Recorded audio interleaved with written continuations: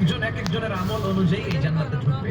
কেউ ঢুকবে জান্নাতুল মাওয়াতে, কেউ জান্নাতুল নাঈমে, কেউ জান্নাতুল আদানের ভিতরে, কেউ দারুল কারার, দারুল খুলদ, দারুল মাকাম আল্লিগুন এগুলোতে ঢুকবে। আমরা সবাই যেন জান্নাতুল ফেরদাউসের অধিবাসী হতে পারি। সূরাতুল মুমিনুনের শুরুতে আল্লাহ তাআলা মুমিনদের 7টা গুণের কথা বলেছেন। আল্লাহ বলেছেন উলাইকা হুমুল ওয়ারিসুন আল্লাযীনা হুম ইয়ারিসুনাল ফিরদাউসা হুম ফিহা খালিদুন।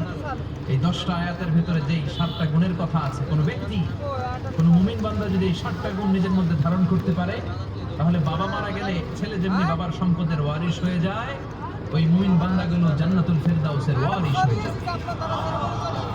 আমরা জান্নাতুল ফিরদাউসে যেতে চাই। কোথায় যেতে চাই? আমরা জান্নাতুল ফিরদাউসে যেতে চাই।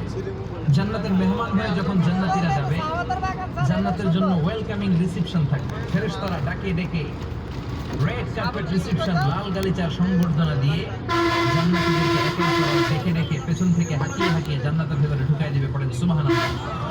وسيق الذين اتقوا ربهم إلى الجنة زمرا حتى إذا جاءوها وفتحت أبوابها وقال خزنتها سلام عليكم طبتم فادخلوها خالدين। سبحان الله।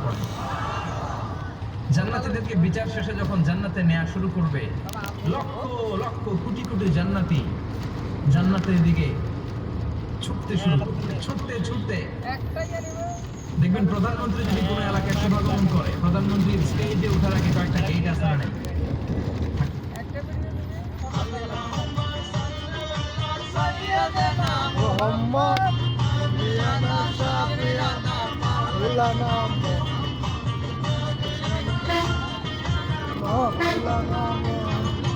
মামার সত্য